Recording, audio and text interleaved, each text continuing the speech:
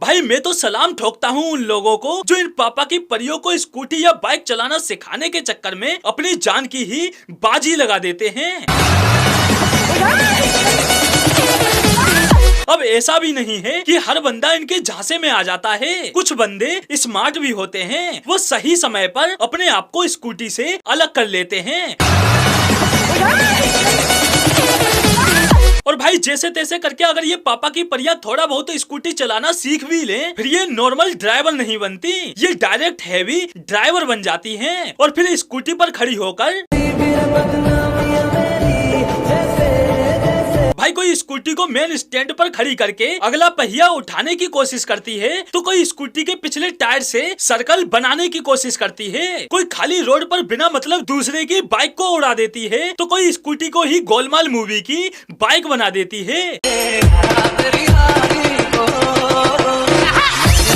भाई इनकी इस हैवी ड्राइविंग स्किल्स की वजह से इनकी स्कूटी भी इनसे इतना नाराज हो जाती है कि खुद से ही ये कहते हुए चल पड़ती है, ओ भाई उड़ाओ मुझे उड़ाओ, मैं इस दुनिया से छुट्टी चाहता हूँ। और भाई इनका दिमाग वो तो भाई अब कमाल है भाई, कमाल है, कमाल है। मतलब भाई जहाँ इन्हें स्कूटी दौड़ाने की जरूरत नहीं होती वहाँ ये स्कूटी फुल स्पीड में दौड़ाती हैं और जहाँ सच में स्कूटी दौड़ाने की जरूरत होगी वहाँ स्कूटी छोड़कर खुद ही दौड़ पड़ेंगी। जहाँ पीछे देखने की जरूरत नहीं होगी वहाँ पीछे देखेंगी और जहाँ सच में पीछे देखने की जरूरत होगी वहाँ पीछे मुड़ के नहीं देखेंगी। मतलब आखिर तक बंदी ने पीछे नहीं देखा जबकि तमाम स्पेस मौजूद था, स्कूटी निकालकर आगे से ही जाएगी। भाई बस पापा की परियों की इन्हीं हरकतों की वजह से इनकी स्कूटी इनसे इस कदर नाराज रहती है कि इनके साथ राइड करना तक पसंद नहीं करती, वो अकेले ही चल पड़ती है। और भाई कुछ पापा की परियां ऐसी भी होती हैं जो स्कूटी चलाना नहीं सीख पाती तो बाइक की आवाज पर ही वीडियो बनाकर काम चला लेती हैं।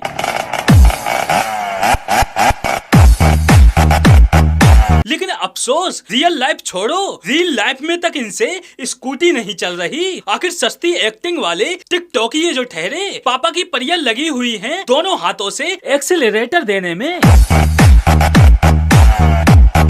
मेरी तो भाई ये समझ नहीं आ रहा कि ऐसी कौन सी स्कूटी बनाने वाली कंपनी आ गई जो एक के बजाय स्कूटी में दो एक्सेलरेटर दे रही हैं, जो ये लगे हुए हैं दोनों हाथों से एक्सेलरेटर देने में। तो भाई लोग आज के लिए बस इतना ही, फिर मिलते हैं अगली वीडियो में।